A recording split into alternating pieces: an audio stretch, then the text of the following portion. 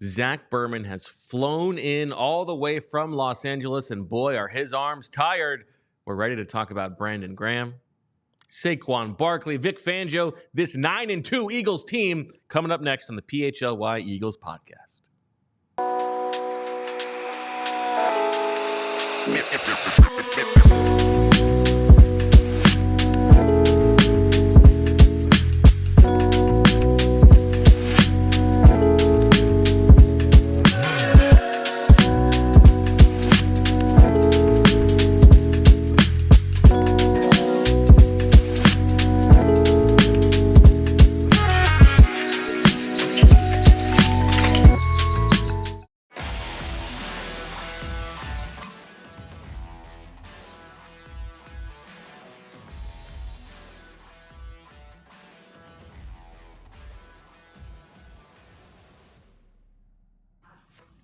Hello, everybody. Happy Monday, and welcome to the PHLY Eagles podcast presented by Bet365. Download the Bet365 app. Use code PHLY365 when you sign up. Whatever the moment is at Bet365. We're here for the PHLY Eagles podcast.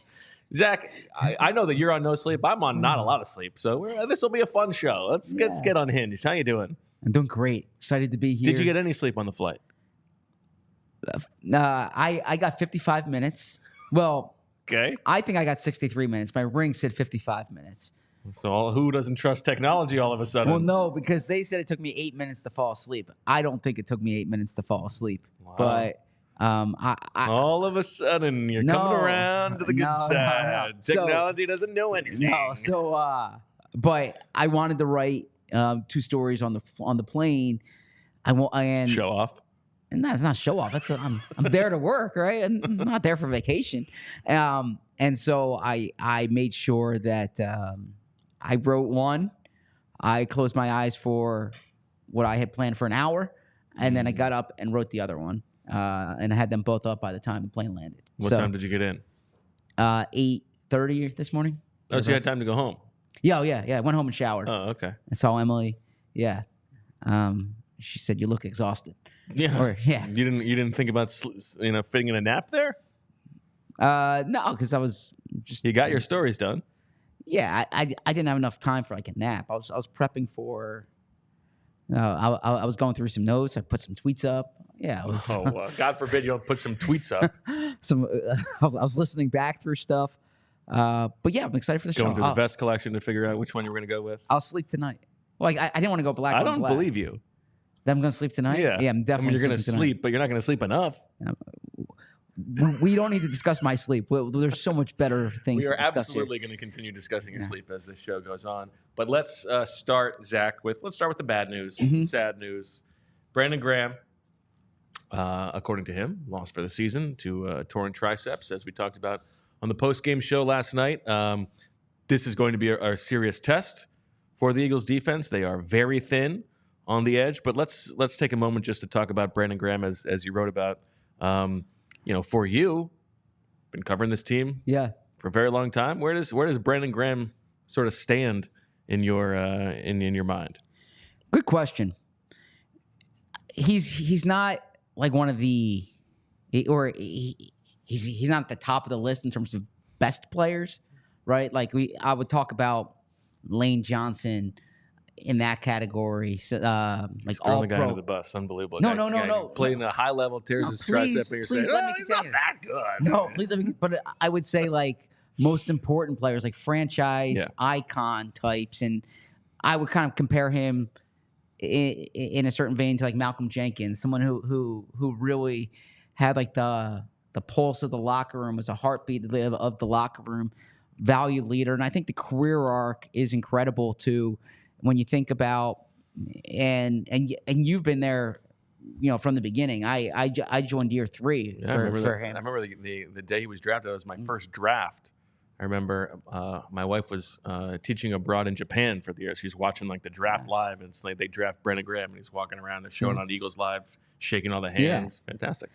So I would say, first off, the most still an intern. Yeah, he graduated. The most important play in Eagles history, no doubt, the strip sack. someone who loves We go that number one, and then the Hakeem Butler fade pass on fourth down number 2. Fair. Someone who loves being an Eagle, who loves playing in Philadelphia, who endured. Lane Johnson was talking last night about he said his story screams perseverance and resiliency, and I think that's a good way to frame it. As someone who, he's almost like your favorite player's favorite player, in that he's just real popular in the locker room. He has that infectious laugh. He's friendly to everybody. I've gotten to know him a bit as a father in recent years, because our kids are around the same age, and I see him at different events. And I can say, if I can be personal here, Brandon goes out of his way every time to make my son feel important. And and I've sent him messages about this, and he says to me, oh, you know what I do to him, right? But he'll make a big deal whenever he sees my son, and my son absolutely loves that. That's great. And so just someone who, and you and I were both in an interview with him this summer, a scrum, and I remember asking him, you're saying yes to everything. I said, you had a busy summer. And he's like, yeah, I didn't say no to anything. This is, if someone wanted me to speak, if someone wanted me to show up somewhere, you made the joke, we should have had him on the show, right? But he's so enjoyed this moment of his life. And then not to monopolize this, but the last thing is, I was really either touched or taken aback by his perspective in the locker room last night. And this is what I mean specifically. We've both been around guys who have season-ending injuries, and they know it. And it's devastating. It is. These guys put in so much work, and it's devastating. Compound that to the fact that it's potentially the last game of his career, and we don't know that, but potentially that. Compound that with the way he's playing, with the way the season's going. And he had this, real positive attitude. And he was asked why. And he said that whenever someone gets hurt, he's in their ear telling him, be positive. We're here for you. We're going to win for you. And he's like, he can't say that to other people. And then when it happens to him, not live by it. And I thought that was that really touched me, because there's a lot of people who say one thing, but then they do the other. Right? What's the expression? I don't know. I'm sorry. Don't piss on me and tell me it's raining. No, I wasn't thinking that.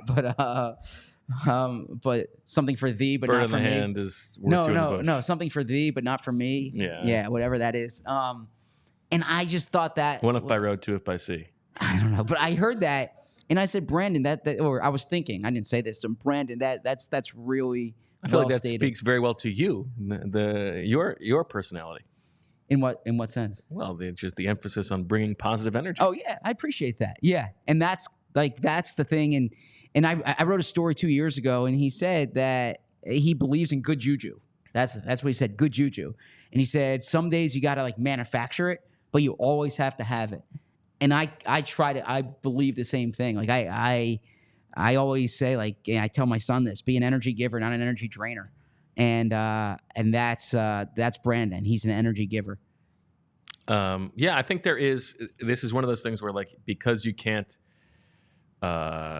you can't measure it, it's hard to take it seriously or know how seriously to take it. But I mean, there are 53 or 70 plus guys in a locker room, and this is a job for them. They have to show up to work every day. They have work to do. It can be a slog, especially if the season is not going the way that it is going right now. And there is a real value to having a guy like Brandon Graham who is showing up every day and bringing that energy. That is a real valuable thing. To put aside the fact that on the field, he was playing unbelievable football. Yes. I think some of the best football I have ever seen him play in terms of just being an edge rusher, just getting after guys. And you saw it last night. And if it is the way that it ends, it is nice and poetic that it was such an impressive performance for him. I agree with you. I think he might not be the best Eagle of the past. I probably shouldn't have led with that, but he might be the most Eagle of the past. That's a good way decade, of explaining right? it. Who is more of an Eagle Yep. Than Brandon Graham?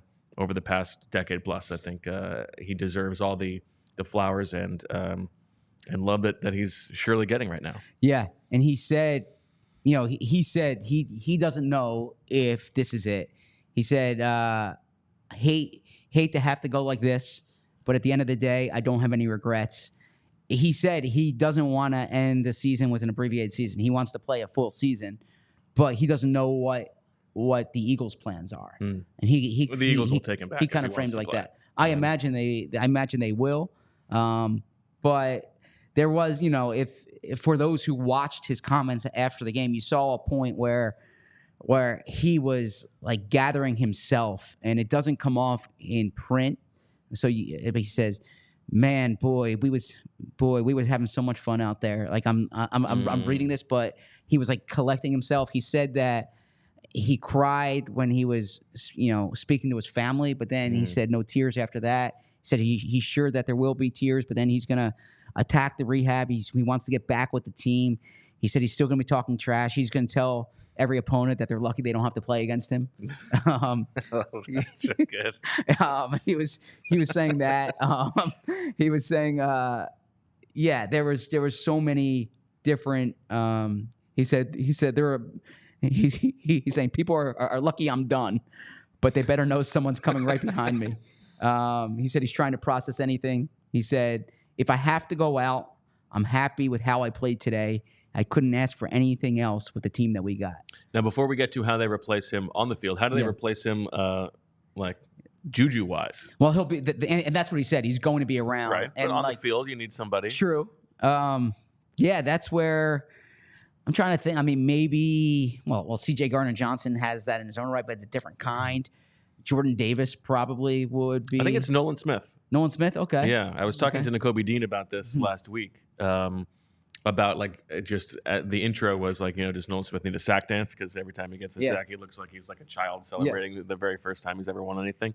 And he's like, that's Nolan. He's like he has always been the most talkative guy on the field until he got here with Brandon Graham. Okay, but he's always talking during the play, before the play, and he wasn't doing it as much last year as a rookie. And this year he's like comfortable enough to be talking. So I feel like that is what you will hear, is that Nolan Smith is the guy who's going to be yapping throughout the game. I love that insight. That's great. There you go. And then one other kind of anecdote, and you can probably speak to this better than me, but there was a time when the players parked in the same parking lot that we did the media and that you did when you worked for the team. And Brandon Graham was always like one of the first arrivals because he would always have the first spot. Do you remember this? He would car. Okay, yeah, and I know that he's always like the first guy. Yeah, there. Yes. And he backs in. He's not a pulling guy. He backs his car in. So there was a spot right next to the staircase that was always Brandon Graham's car because he was there at like 5:30. And I remember talking to James Casey one time about like trying to beat Brandon Graham to work. In your apartment building, presumably. We were talking about it in the locker room, but yeah, James Casey and I did live in the same apartment building. Yes. Oh, big flex. All right, how about on the field? What are your expectations for what they do moving forward with Brandon Graham? And I think this is, Vic Fangio has answered every test so far. You have to sort of cross your fingers and hope that he can handle this one. But it's going to be they are a little bit devoid of choice right now. Well, I'll turn this to you. Do you think they add someone from the outside? Do you think this is a promotion of Teron Jackson? I mean, that would kind of be underwhelming to me. They don't really have this edge rusher pipeline that maybe they've had in the past. They have 3 healthy edge rushers right now. That's Josh Sweat, Nolan Smith, and J.L.X. Hunt. Then Milton Williams could play on the outside, but not really in like a stand-up edge rushing role. Zach Bond could be used there, but Zach Bond's been so productive in the role that he plays. There are players out there who have experience with Fangio. Justin Houston comes to mind. But it's not a look. If this happened 3 weeks ago, I imagine they make a trade at the deadline. Given where they are now and like the options out there, yeah, this is a big question. And I would also add, not to be doom and gloom here, but if there's any red flag I have for the Eagles more than anything else, I said this before. It's the pass rush. It's potential regression from the pass rush. And now you lost one of your most consistent players my antenna is up about how they can compensate, not just for Graham's absence, but Bryce Huff's absence and just the lack of numbers they have there. Yeah, I mean, say what you will about the way that Bryce Huff was playing, but they could certainly use him as a healthy body right now. Yeah, I don't know that they're going to go the Yannick Ngakoue street free agent route. I would be surprised by that. I think it's more likely that they try to poach somebody from a practice squad, a younger player, and throw him into the mix. But I think, you saw how Vic answered it last night. Sure. He went to Zach Bond. I think that is more likely. They have a lot of snaps to replace. Jalen Hunt is going to have to play 45% of the snaps, something like that right now, and then you're going to need to steal the non-Josh Sweat snaps from somebody else. And I think it's probably some combination of Milton Williams, maybe even Jalen Carter. You get a 4 defensive tackle package out there, and Zach Bond. And so what that means is do they trust Oren Burks or Jeremiah Trotter Jr. to be on the field as another linebacker right now? It's going to be interesting. What did you think of Terrell Lewis this summer? Yeah, I think I would be underwhelmed if that was the answer. But as I said to Fran on the postgame show last night, we did see his breakaway speed. Julian Okwara is with the Cardinals now. I thought he flashed a bit this summer, but he got claimed right away signed right away when the Eagles cut him.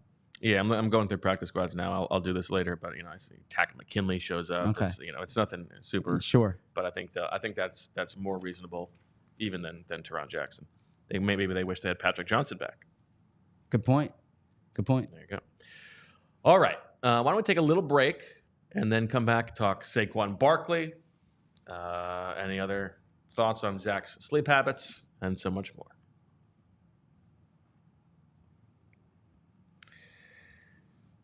If you're sad, it's not the best reason to drink, but if you want to suck them back in honor of Brandon Graham, by all means. And don't get out of hand. Keep it with a low-calorie beer. We're talking about Miller Lite, baby. Because a lot has changed over the years. One thing that hasn't is the great taste of Miller Lite. Another thing that hasn't changed is that it remains less filling. So what is the best thing about the original light beer? Miller Lite sparked this debate in 1975, the year that Brandon Graham was drafted, and we still haven't settled it. Miller Lite is a great beer that tastes like, get this, beer. How novel. A beer that tastes like beer. Thank you very much, Miller Lite. Miller Lite keeps it simple. Undebatable quality. Great taste. Only 96 calories. It's the beer that strips away everything you don't need and holds on to what matters most. Less filling and only 96 calories. The original light beer since 1975. You don't have to choose what's best. Miller Lite has great taste and is less filling. Tastes like Miller time. To get Miller Lite delivered right to your door, visit MillerLite.com/PHLY birds, or you can find it pretty much anywhere that sells beer. Celebrate responsibly. Miller Brewing Company, Milwaukee, Wisconsin. 96 calories per 12 ounces, fewer calories and carbs than premium regular beer. Bo, Zach. I might be a bit tired today, but I'm full of energy. And I think back a year ago this week, that was not the case. A year ago this week, I felt as bad as I felt in a long time. And I got off the plane from Kansas City, and I went right to the doctor's office, and they took chest x-rays, I remember. And they said, this guy's got the dog in him. No, they said, this guy has pneumonia. Okay? And I can tell you don't want to feel the way I felt coming back from Kansas City last year, or in Kansas City last year for that matter. Somewhere on YouTube you can find that show. And I looked and sounded awful. Help protect yourself from pneumonia. Adults aged 50 and older are now eligible for the vaccine. I'm talking about Rite Aid. You can go to Rite Aid. It was previously ages 65 and older. The CDC lowered the age recommendation to 50 and older. Millions of people get pneumonia every year. I was 1 in a million, according to the CDC. 1 of a million. Yeah, 1 of a million. Sorry, it's a respiratory illness, and fall and winter are the million-man cough. When germs that cause respiratory disease typically spread more in the community. So now is the time to get vaccinated and help yourself stay healthy. Some people who get pneumonia have mild symptoms, but others experience serious complications. The vaccine is one of the best ways to help keep yourself healthy. It's usually no cost with the insurance. Getting vaccinated is easy. Just walk into your local Rite Aid or schedule online at riteaid.com. Unsure of what vaccines you may need? Just ask your pharmacist for a personal recommendation. Stop by your local Rite Aid. All right, here is the rundown that I have on here, just things that I wrote down. Saquon, BG, defense, turkeys, Yasenda, sleep, balls. So far, we've hit BG. Okay. There's a little bit more meat left on the bone on sleep, but I think we've hit sleep. Yeah, we're fine. I think we should talk about Saquon. Okay. And then I had a poll question for you after that. That's turkeys. Okay. Gotcha. Yes. Okay. I didn't realize that was a Thanksgiving. It's not a poll question to one person. There's a poll question I posed. I wanted your analysis of the results of the poll. Your question. analysis. That's an interesting Oh, diversion. Come on. Your analysis. Okay. Let's. That's what they did. That's what they did with Dallas Goedert after the game. They did a urine analysis. Your analysis. Okay, let's keep rolling here. What did you think of that? What did you think of that anal Sixers graphic last night? Did you see that?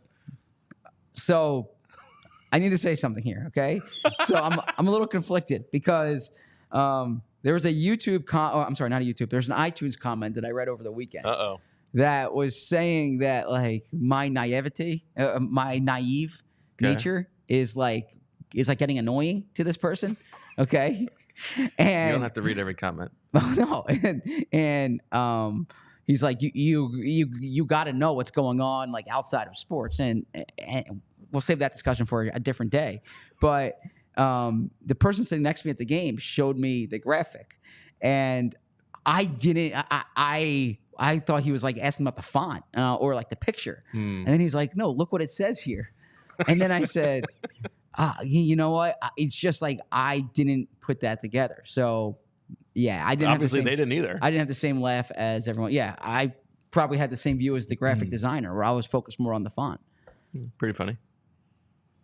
Okay. Do you think that this is the best individual performance you've ever witnessed from Saquon Barkley? By a running back. He's on pace to break Eric Dickerson. So you mean that game or this season? No, this season. This season. It's hard to say. Let me think about this here. Yeah, I mean, at that position. So at that position, like I thought that Lane Johnson's had some years where he was like outstanding, but probably I would have to say over the course of a season, this is historic. The pace that he's on. And the way that he's playing, and he's already got his season high, and he's his changing, career high for rushing yards in a season. And he's changing games. It's like he's had 7 100-yard rushing games this season. Think about that, right? This has become the normal, and it's. I was thinking about this actually. Maybe next week when we because this week we have one fewer show, so it's a little denser, maybe not as much time. But maybe next week we should do a draft of Saquon stats. I like what's this. the most impressive Saquon stat you can come up with? I like that. I was thinking about this actually on the rental car bus. I remember, and sounds depressing. Well, that was a whole. I'll tell you that story at the end of the day. Okay. Let me add it to the rundown. Yeah, add that because I was very, very close to missing my flight. Like very close. Yeah, a lot of. No one. I always say no one cares about your travel complaints, but for the sake of conversation, I'll bring it up to you. But I was thinking about this. We love like the plucky underdog story. The Boston's. When Boston Scott has like the 3-4 touchdown game. But I gotta say, there is something like special about seeing a superstar, an elite player, somebody in super top form. hyped up. Coming in and still exceeding expectations. Like A.J. Brown in 2022. Yes. I think about that. Like this is, because you never root for like LeBron or you never, unless he's on your team, I'm saying, right? People kind of poke at the superstar. Saquon is like it's such a joy to watch, like someone who's that good because it's just like this is But ridiculous. It's also like he's never been this good. Well, at Penn State he was, but not in the NFL. Yeah, I mean, I think back, the best Saquon performance I ever saw was the Rose Bowl game against USC, and those who are watching who saw that game know exactly what I'm talking about. Like you saw that game, and you're like, I've never seen a running back like this before. I think he's better than he was then, even because then it was just like he's the best athlete on the field, which is still the case, but it's a little bit of a different viewing experience. Like he's doing things at such a high level as a pure running back that go even beyond just his ability to sprint to the open field and beat these guys on these ho-hum 70-plus yard touchdown runs, which are becoming commonplace. It's insane. I'm so impressed with like every single carry he has. He is getting the most that anybody could possibly get on those. And obviously the offensive line deserves a ton of credit for the holes that they are getting for him. We've talked about it before. I can't get over how it's like the 100th percentile outcome of the theory behind it that we've got these guys who could get 5-6 yards, but we need the explosive plays. And he's turning that in, and like all the comparisons with the Giants offense to this offense, what's it going to open up for him? It's been unbelievable. Now, like the volume, it is a little bit concerning. You have to find ways somehow to steal it off of him. But in terms of like the MVP race, the fact that he is still looking as good as he is with all this volume, it's like that's support for it because he's not breaking down. Knock on wood. You're right. And Nick Sirianni said you worry about that Monday to Saturday, not Sunday. But I asked Saquon specifically last night. I said you were confident in March and you were confident in August, but like, is this better than you expected? And his quote was, "Yeah, but to be honest, I'm not surprised. I didn't know I would have this type of season, but I'm thankful to be here. I'm thankful for the fresh start." He talked about his family, his fiance, the people around him. They thought, quote, "This was a spot I could rewrite my story and show everyone the type of player I think I can be and I was meant to be, and it's working out right now." So this is, you're right. This is like proof of concept coming to bear, and I think you can say this is a real running back in the offense, right? But yeah, it's rare that you have like the most hype guy meet the hype. And the other thing too, and Lane Johnson, I talked about this after the Washington game, and Lane Johnson referred to it again last night. Like behind the scenes, he's really well liked. I mean, you even see like the interviews that he had with Jalen Hurts post game, and just some of the, you hear AJ Brown talking to him or talking about him, and you just hear different anecdotes in the locker room. It's like he's doing everything that DeMarco Murray didn't do, right? Well, yeah, I mean, including like getting 4 yards. No, but I'm saying, but like DeMarco Murray looked like he was like a cowboy mercenary who was here, and he also stunk. Yeah, but like Saquon has but also like I get what you're saying. He like wasn't practicing one day. Right. Malcolm Jenkins comes give him the chair. He like doesn't the electric chair. No, he doesn't like how the offense is running. He like Saquon's been such a good fit, just anecdotally, and I know we can like overstate this sometimes, but when Kenny Gainwell scored that touchdown, like the way Saquon sprinted over and was like so excited about Gainwell, I don't think that was inauthentic. Like I think that was how he genuinely felt in that moment. And so yeah, it reminds me, I know you talked about it on the show, the TO year. Yeah. But it's, to me, because my frame of reference is AJ Brown, because we're there. Yeah. It's like AJ Brown, where it's like, wow, this is even better than you thought it was going to be. Yeah, I think it even tops that AJ Brown season, which is wild to say.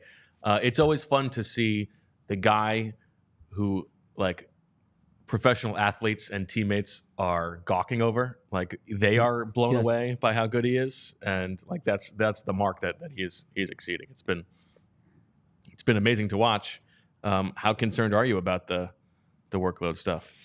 I wish there was a stat that I can see, and maybe there is. I couldn't find it in true media, but the amount of tackles you take, like the amount of times you're tackled, because like for instance, he had runs last night that he didn't get touched. It was just like running wind sprints basically, right? Yeah. So shout out to everybody who ran the Philadelphia Marathon this weekend. Shout out to Mike Kerrigan and the people who were listening to PHLY as they ran it. But I feel like Saquon ran a marathon last night. Well, so I mean, I tend to think about the hits you take more so than just like the carries you have. Not all carries are created equal. And so I think that I would love to see that number, but I haven't. I mean, some guys are just different. Like LeBron James is built different. Derrick Henry's built different. It's differently. Differently. Thank you. Okay, the adverb. I'm sorry. Sorry. No, that's fine. Yeah, I should be corrected if I get it wrong. Incorrect. You're going with the colloquial phrasing. That's totally fine. And so, I saw the interview that Devin McCourty, I hope it wasn't Jason, I think it was Devin McCourty, had with A.J. Brown. And A.J. said that he told Nick Sirianni earlier this year that Derrick Henry's like the best running back he's ever played with. And then he saw Saquon Barkley jump backwards, and he's like, "Okay, Saquon's the best running back I ever played with." And he's like, "I love." He's like, "I love Derrick Henry. I don't want to get ahead of the game. We're playing this weekend. This was before the past game, but he's like, they're different type of players. I've never seen someone. I feel like Derrick Henry might be the running back you would want if you have a bad offensive line. But if you have a good offensive line, you want Saquon. Interesting. I don't know. That brings me to my next point, which is balls. And I wanted to ask you, Saquon leaves this game getting hit in the little Saquons at one point. I'm curious what you think if you approached Saquon Barkley before a game and say, all right, you're going to get hit in the balls. Mm-hmm. How many yards from scrimmage do you think is a fair trade-off for that? What number do you think that would be for him? I have no idea. I want to ask him this question. Okay, yeah.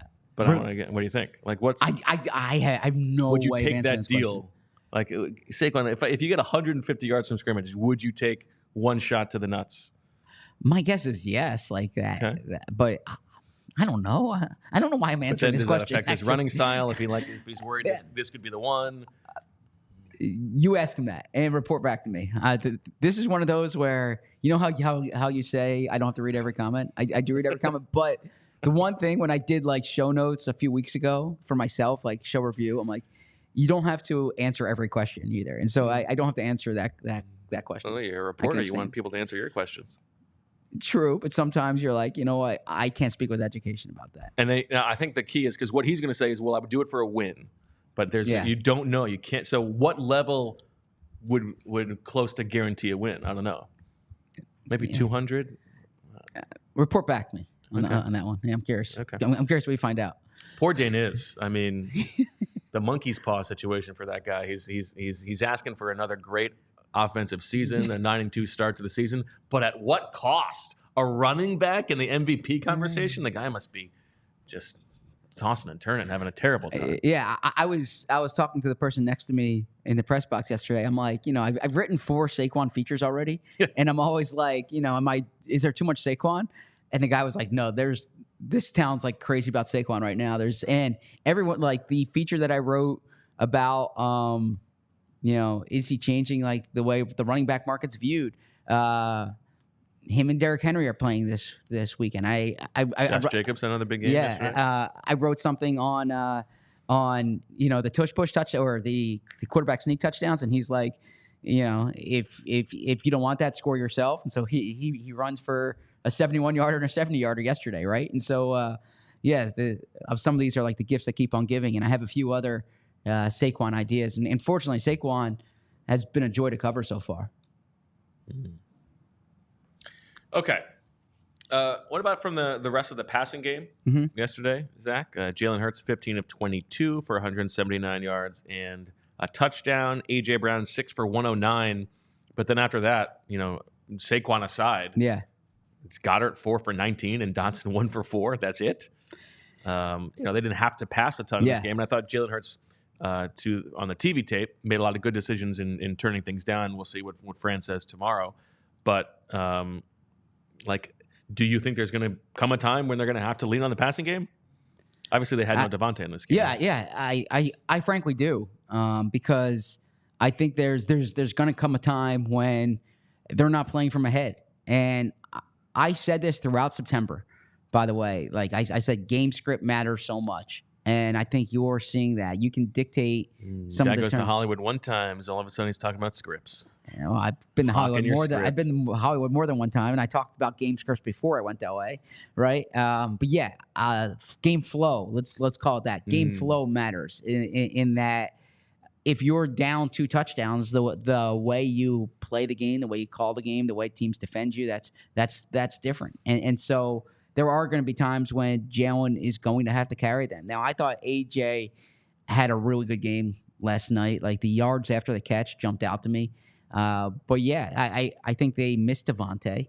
I don't think Dallas Goedert's been like consistent enough. Now maybe that's target distribution. He had that great game against New Orleans, but otherwise, disappointing yesterday that he was not more involved. And I thought that I still think the passing game has another year, and you keep hearing that. But there's like for instance, if Baltimore jumps out to a lead next week, and that's a team that's been vulnerable in the back end, Jalen is going to have to win through the air, perhaps against Baltimore. Certainly, I shouldn't say certainly, but if they play Detroit in the postseason, if they have some of these other games, you're going to have to see Jalen be the guy, and Jalen alluded to that last night as well. Well, you mentioned Detroit. Give me your turkeys. Okay, so this is a poll that I put on social media today because you could not afford to nap. You had to put this poll out. There are no Eagles flights remaining. Took 2 hours for you to tweet. There are no Eagles flights remaining this year. Okay, when is the next Eagles flight? I'll give you 4 options: Detroit for the NFC Championship game, New Orleans for the Super Bowl, a non-Detroit NFC team, or no more flights at all. So for those who can't put this together, if it's New Orleans, for you morons, no. For all of you dum-dums out there who can't read. So if it's Detroit in the NFC Championship game, it means Detroit has a higher seed than them. If it's New Orleans for the Super Bowl, it means the Eagles have gone to the Super Bowl. It means the Eagles either had the number 1 seed or Detroit lost before the Eagles played them. If it's a non-Detroit NFC team, it means the Eagles stumbled down the stretch and they don't get the 2 seed. And a team like I don't know who would be ahead of them, but the Eagles would have to collapse at this point not to get the 2 seed. And then no more flights means that they lose before the NFC Championship game. And of course, for those of you who are even dumber than that, a flight is when you go on a plane to get from one place to another. I don't think Super Bowl is when the 2 teams who are playing for the NFL championship play one game to decide who hoists the Rocky Lombardi Trophy. Okay, please stop that. Please, I thought that was a worthwhile explanation. And then the other part of this explanation too, because people actually did ask me this. The Eagles take either trains or buses to Baltimore and Washington. Those are the 2 remaining road trips. And actually, from speaking to some of the players over the years, they actually think those driving trips or train trips are not that much different than like a home game in terms of the wear and tear on the body, because they're in Lane Johnson. You said, well, yeah, good okay. I talked about that on the show, and then actually this is another thing. I remember talking to a player who played out in the NFC West, and he was from the West Coast, and the thing that he didn't realize was like how, and you hear this from baseball players. That's a nice players. advantage, yeah. You hear this from baseball players a lot. Is like how much easier travel is when you're on the East Coast, right? Like if you play in Seattle, your closest game is still like 3 hours away flying, right? If you play in Philadelphia, then the Jets, the Giants, the Commanders, the Ravens are all bus/trains. Yeah, and even New England you could, but they fly. That is nice.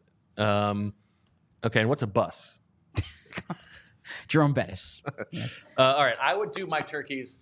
I would go to a non-Lions team in the NFC. That's like 1 turkey. Okay. I don't see that happening.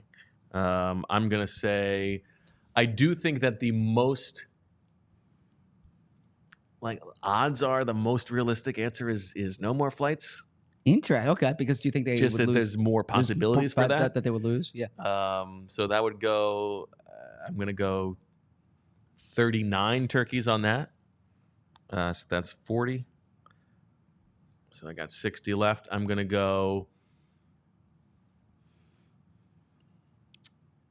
35 Detroit, 25 New Orleans. Okay.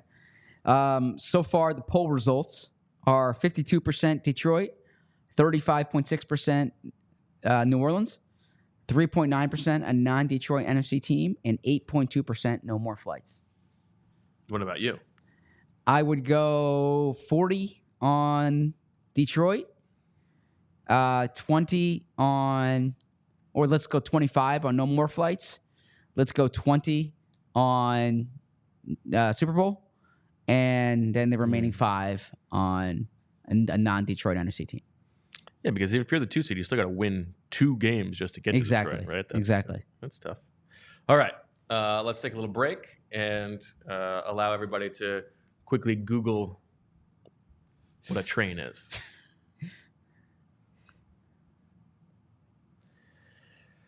I got a good friend who just flew out to Los Angeles a couple days ago, and my guy, he just loves technology. And the idea of getting to see an event in a place that is new, and most of all, get to experience all of these bathrooms. All he wanted to do was check out every single bathroom, lick them clean. It's not true. Every single one, just to say, wow, look at these bathrooms. This is crazy. But he also, he doesn't want, he's not the kind of guy who's going to throw money away. So he wasn't going to buy tickets unless he knew he could get there. So he had to get the flight, had to get there, he had to get his rental car, he had to head to the Intimate Dome, and then figure out if he could get tickets. And he did, thanks to Game Time. Game Time is the best ticketing app in the business and the best place to get last-minute tickets when those prices are dropping. How much did those prices drop? Did you get a good deal? Yeah, decent deal. My man. Yeah. Guess what? My friend was Zach. Did you see that coming? Game Time also has the Game Time Picks, where curation makes it easier to save more on sports, concerts, comedy, theater, and more. They've got all-in pricing. We love that all-in pricing because you're not going to get surprised by hidden fees. You toggle the feature to show the total up front with no surprise fees at checkout. You get to see the seat views. Get a panoramic view from your seat in the app before you buy. There's also the lowest price guarantee, where Game Time will credit you 110% of the difference if you find a cheaper price somewhere else. Game Time ticket coverage. Your purchase is covered with the most flexible service policy in the ticketing industry. Take the guesswork out of buying tickets with Game Time. Download the Game Time app, create an account, and use code PHLY for $20 off your first purchase. Terms apply. Again, create an account and redeem with code PHLY for $20 off. Download Game Time today. What time is it? It's game time. I have a good friend who likes to play golf and likes to play tennis and likes to speak about his exploits as a pitcher 20 years ago. But the reality is, for as skilled as he is at these sports, if he plays them now at age 38, his joints might ache, his hands might cramp, his back might be out of whack. Well, where does he turn for? One of those Julia joints. Where does he turn for that? Rothman. Rothman's got you covered. At Rothman Orthopedics, they are practicing specialized care. It's been their passion for over 50 years. Their mission is high quality, compassionate, and affordable care rooted in research leading to new treatments and better outcomes. Each Rothman doc is laser focused on their specialty: hip, knee, spine, you name it. They have a team for each body part right in your backyard, so you can cross over the defense, drain those jump shots, and root for your teams like no other fans in the country. They're Rothman Orthopedics, and they specialize in you. Rothman's 200-plus fellowship-trained physicians subspecialize in specific areas of the body in a multitude of orthopedic services, including hip, knee, spine, shoulder and elbow, foot and ankle, hand and wrist, sports medicine, physical medicine, and rehabilitation, orthopedic oncology, and trauma and fracture care. For more than 50 years, Rothman has participated in thousands of groundbreaking research and clinical trials with the goal of advancing knowledge, developing treatments, and improving outcomes for the benefit of their patients. Rothman Orthopedics, specializing in orthopedics and you. Visit rothmanortho.com/PHLY to learn more and make an appointment today. You have a substitute teacher named Mrs. Rothman. Lovely old lady. Great teacher. Awesome. Awesome. Dynamite contribution. Thank you. All right, let's move to defense, which I have here. I'm curious, was there, when you were talking to guys in the locker room, Yeah. I don't know if this came up or not, but like, what level do you feel like the players on defense are giving credit to Vic Fangio for how well they're playing?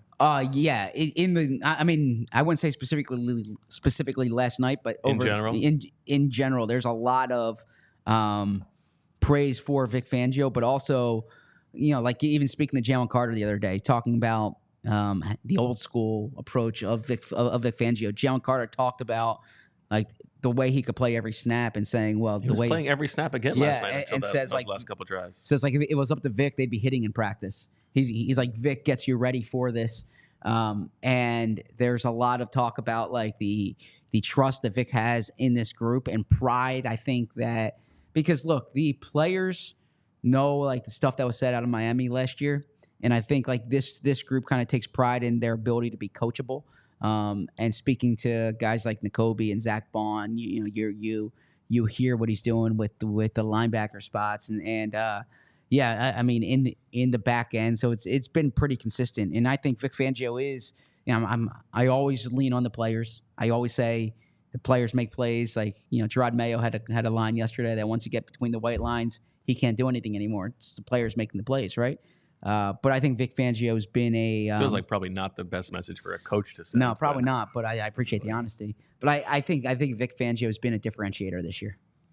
I don't think there's any doubt about it. And I also, to be fair, I think there are a lot of levels to it. I think, as you have talked about, it's not just the scheme; it's also the game planning. Yeah. It's also the in-game adjustments, which you saw yesterday. It's also the staff, right? Like sure. the rest of the coaches. Like if you do the thought exercise of would Quinyon Mitchell and Cooper DeJean have been as good if they were drafted to last year's team as rookies as they are this year? And I mean, there's absolutely no way to know, but my intuition is probably not as good, right? Whether that is the position coaches that they have or the way that they're being utilized. But like you go back to 2022 when we talked about that team, how like every player was exceeding expectations. I mean, almost every player on this defense is exceeding expectations. They are all like they're playing well together. They play with great energy, and like schematically, it's very sound. And like they're playing awesome. And next week we'll get another test against the best offensive football with the Ravens. But I mean, as Fran and I talked about on the watch along, there's the difference between elite defenses and good defenses that are often more a reflection of who they're playing. And I think right now that this is an elite defense. You're absolutely right, because I heard Professor Selman say this on Friday's show when I listened back to it. I hate Saquon Barkley. No, the 2022 team, they did feast on bad quarterbacks, right? This team this year has played Matthew Stafford. They played Joe Burrow. I mean, Trevor Lawrence. Well, sounds like somebody wants to relitigate. Trevor Lawrence had a bad season. He's having a bad season, but he's still a talented quarterback. Jaden Daniels was playing well before, hitting the Eagles, really. I mean, even going back week one, Jordan Love, I thought the Eagles were still finding themselves there, but they did some things to Jordan Love there. Really, the only quarterback who's had his way against them is Baker Mayfield. Yeah. There you go. What happened on the rental car bus? So, my plane was leaving at 12:55 last night. Well, this morning, technically. And 3:55 East Coast time. What's that? 3:55 East Coast time. Yep. And boarding was starting at. Now, did you pack up all your stuff to bring to the car? Oh, yeah. In the stadium, so you could leave straight from the stadium? Yeah. Okay. 12:20 was the was like when boarding was starting. Okay, on the plane. I leave the stadium at 11. It's a far walk. It takes me 15 minutes to walk to the car. Then it takes me 11:15. Okay. Yeah. Then it takes me 10. I already filled the car up with gas. Right. Okay. It takes me 10 minutes to get to the rental car place. Okay. Perfect time. Yep. Okay. No shuttle. No shuttle. I go inside. Oh, the shuttle comes every 10 minutes. You're fine. 14 minutes goes by. No shuttle. I go back inside, and I'm starting to get a little worried. And they're like, yeah, there's a lot of traffic in the area. And I'm like, okay. It's 1 a.m., dude. Yeah, I mean, there is a lot of traffic around LAX, okay? And then there's a shuttle that comes. It's the 17-minute mark. The shuttle comes and doesn't stop and, like, goes right through. And Blows by. I'm furious. And I go in and I say to, like, the manager, This is unacceptable. No. I'm like, what's going on? And they're like, yeah, actually, that driver's shift is over. So, Oh, no. and I was like, well, what am I supposed? And they're like, we're really sorry. This doesn't typically happen. There's a lot of, we phoned someone in. They're going to be here soon. And I'm like prepared to take like a Lyft or an Uber. Of course. At that point, and then finally one comes, but this traffic is a real thing. And this driver was very nice, and I'm speaking to her, and she stops, and she's like, "You won't believe this. There's a high-speed chase going on." And I'm like, "Oh, how LA? Like, this is like O.J. Simpson, right?" Then finally, this is like bumper to bumper. I think LAX at this hour is known to be like really busy. And so we're at 12 o'clock, okay? And you've got status, though. You're pre-check. Just wait. 12 o'clock. And I'm like, and because her and I were talking, and she kind of saw the concern on my face. And she's like, Terminal 5 is like one terminal over. At this point, it might make sense for you just to like run there than wait in this traffic. She got the scouting report on you from the valet. Yeah, and so she's like, just use the crosswalk, okay? So fine, I get there, I run over, I'm texting Olivia Reiner, and now you're gonna be sweaty for a red eye flight. So I get to security at 12:10.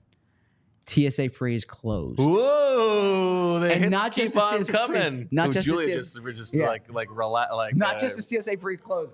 And so then there's a flight to either Mexico or Honduras, and I don't know which one because the people in line they're not the same.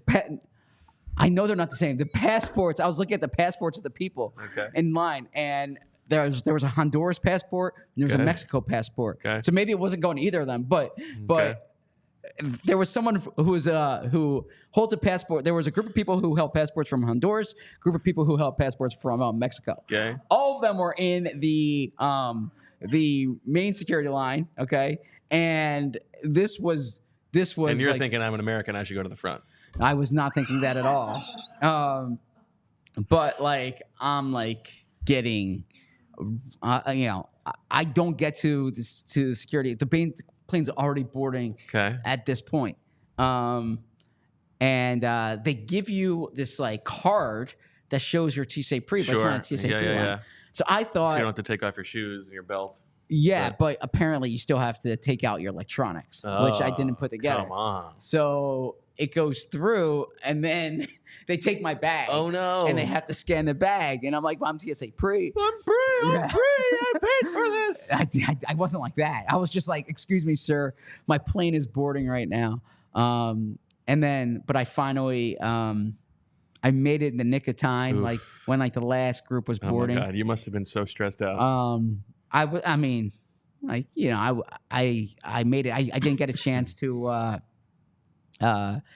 like I usually get a water, a snack, I get like my something. kids like a gift. That's fine. Yeah. I don't need to do that. That's fine. I don't even go to the men's room. I don't even like get water. Like I just get right onto this plane, and you have to put your bag like in the back when I was sitting in row 11 and I had to put my bag. I had to find overhead behind, which is fine. Like I'm on the plane, so that's good. Which is fine. It's not a big deal. Yeah. And then but I'm like huffing and puffing and sweating, blowing that house down, and take out the laptop, and then I start transcribing the. At that point, that was Brandon Graham. But yeah, so I made the plane just in the nick of time. But I thought I would have time to spare. Honestly, I thought I would start working in the gate. Lost some years on your life with that stress. Fine. Was that That's too long? Fine. Was that too long of a story? I would like 10 more minutes. Okay.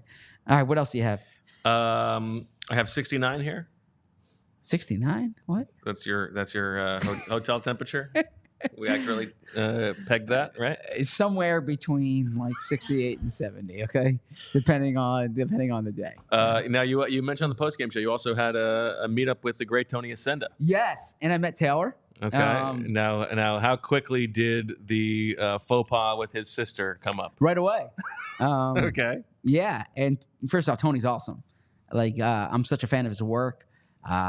Friend of the show. It's a little problematic that he was engaged to his sister, but he wasn't engaged. Come on, Tony, it wasn't that. But Taylor, she was so nice, and she said that she can finally put like a face with the voice, right? And then I made the joke, I'm taller than I sound, right?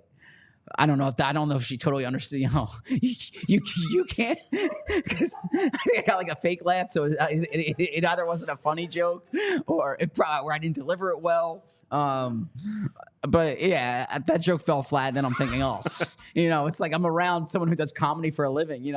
She's in these shows, and my joke fell flat. But it was great catching up with Tony, and it was. I'm sorry I had to leave. I was meeting actually a friend of Joya and mine from high school for dinner with his significant other, his girlfriend. So it was very nice. Okay. Well, what was their take on the fiance thing? Oh, they thought it was funny. Yeah, they thought it was funny. Yeah. Okay. I mean, I was very apologetic that night. So okay. Yeah. And then we talked about we were talking about the story from last week. Your when you were getting into sushi? When Vinny was getting into sushi? Was getting into sushi, yeah. And that actually made Taylor laugh. Okay. But they could understand exactly where I was coming from. Yeah, everybody can understand where you're coming from. It doesn't make it any less funny. Okay. I mean, I'm taller than I sound, but it's still very funny. Yeah, that one, that joke did not go over well. All right, Zach, what's to come for the Eagles this week, given the Thanksgiving schedule, and we are not going to hear from Nick Sirianni today? Is he ducking you? I wish we were. I don't think Nick's ducking us. I think, but I would say respectfully, Nick, we're all on a lack of sleep here, right? But no, we'll catch up with Nick tomorrow. We'll catch up with coordinators and players on Wednesday. We won't be in there on Thursday, so we'll have one fewer day than usual. But big game. Really looking forward to this game on Sunday against Baltimore. I think it's the toughest game of the year, and so one fewer day to prepare for it. Go scouting in tonight.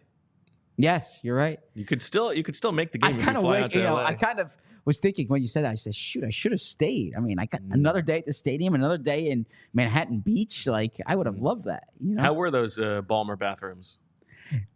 So I got to tell you, it is true. There are a lot of urinals there. Like more so, as far as the eye can see, like more than you could have. You definitely don't have to wait to use a bathroom there, right? I thought it was an amazing, just like potpourri all around, out in the open, all kinds of urinals. No, there's just everywhere you turn, there's a bathroom to go into. An outstanding viewing experience. Okay.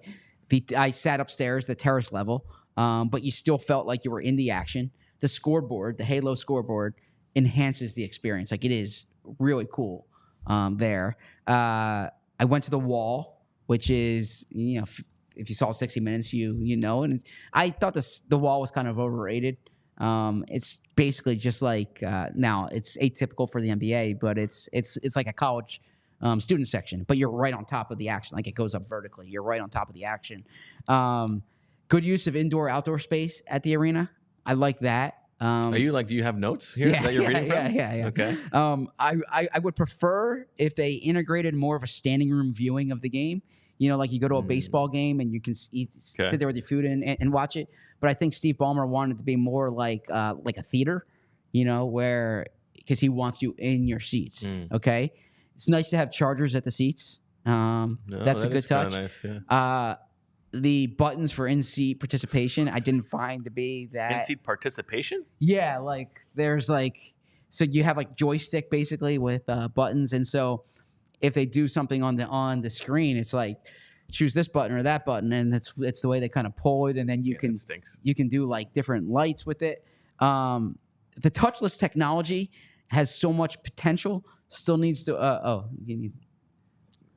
Okay. We appreciate those of you watching on TV. Head over to allphly.com for more. Yeah, the touchless technology still needs to work itself out from a customer perspective.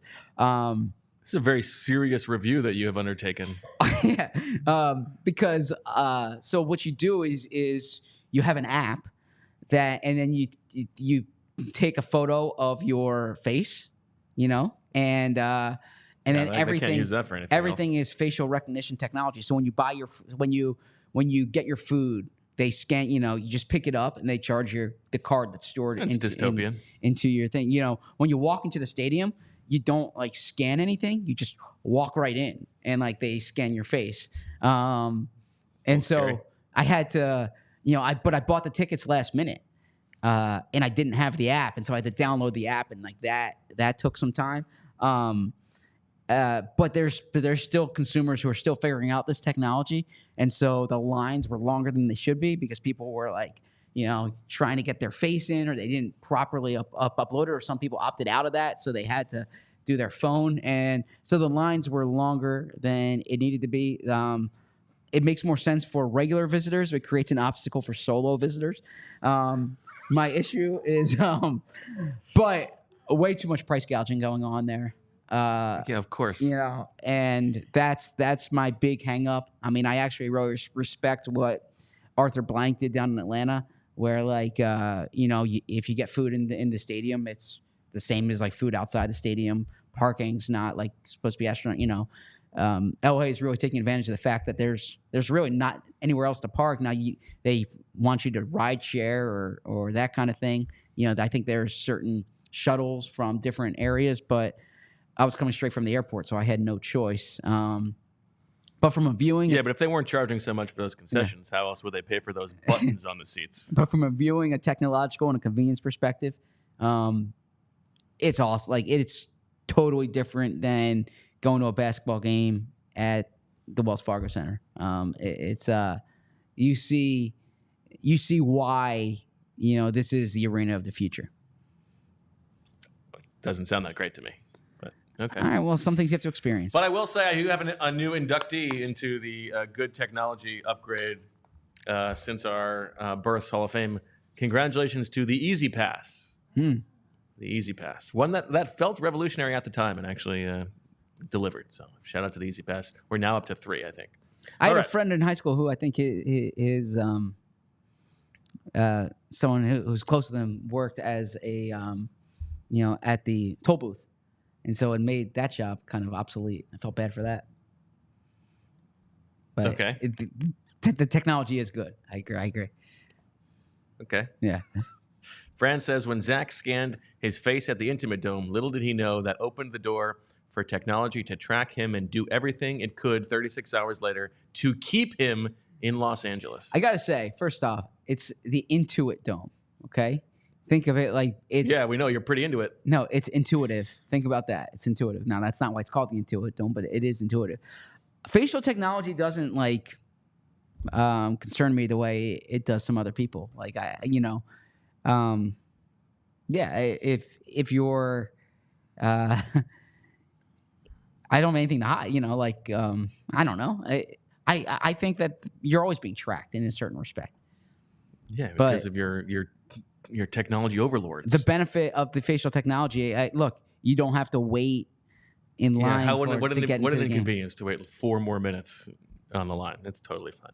All right, Okay. You got to get going. Yeah. We got to get going. Yeah. That'll do it for this episode of the PHLY Eagles podcast. Diving deep into the film tomorrow with Fran Duffy. Then on Wednesday, live from Reading Terminal, going to be Jamie and Fran at 2:30. A little schedule tweak to keep in mind with Zach checking in. No show on Thursday, Thanksgiving, and then back on Friday with Daniz, Fran, Zach, and myself. A nice 4-hander. So we are looking forward to that. A big game week. Thanks to everybody for watching and listening live. Thank you to Julia for making it happen. Shout out to Big Farts Jones. Head up, my friend. We've got your back.